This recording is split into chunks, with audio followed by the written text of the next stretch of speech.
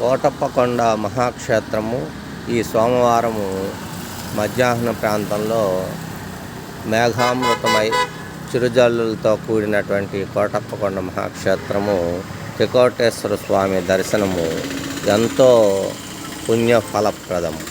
ఈ త్రికోటేశ్వర స్వామి దత్తాత్రేయ స్వరూపమైనందున ఇచ్చట విద్యార్థులకు కోరిన కోరికలు వెంటనే తీరుతాయి. ఇటు క్షేత్రమునందు తల్లిదండ్రులు తమ పిల్లలను విద్యార్థుల యొక్క ప్రతిభను, వారి యొక్క ఉత్తీర్ణత శాతాన్ని పెంచడానికి స్వామివారి దర్శనం చేయించినంతనే వారికి మంచి ప్రతిభా పాఠవాలు లభ్యమవుతాయి.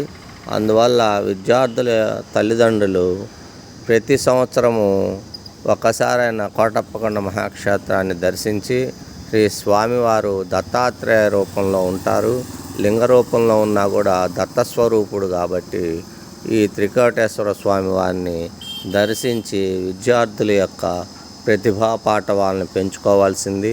అలాగే వారి యొక్క ఉత్తీర్ణత శాతం కూడా మంచి మెరుగయ్యే అవకాశాలు ఉంటాయి.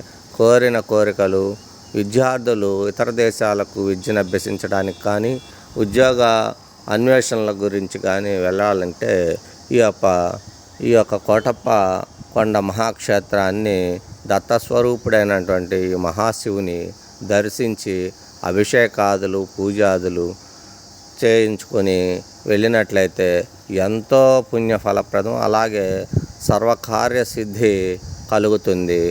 ఇది ఎన్నో ఏళ్ల నుండి ఇక్కడ నగ్న సత్యం. కావున భక్తులందరూ కూడా కోటప్పకొండ మహాక్షేత్రాన్ని దర్శించి స్వామివారి యొక్క కృపకు పాత్రలవ్వాలని కోరుకుందాం.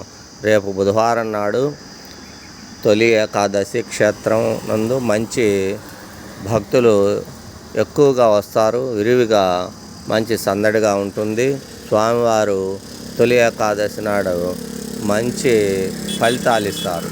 ఈ తొలి ఏకాదశి పర్వదినం నాడు స్వామివారి దర్శనం చేసుకోవడం వల్ల సంవత్సరం అంతా కూడా అన్ని శుభ ఫలితాలే మనం చూడగలుగుతాము.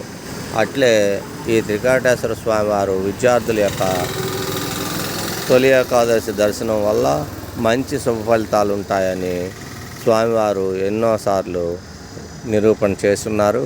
కావున ఈ స్వామివారి దర్శనం చేసుకోండి, కోటప్పకొండ మహాక్షేత్రాన్ని దర్శించండి, సకల శుభాలను పొందండి. ఓం నమః శివాయ.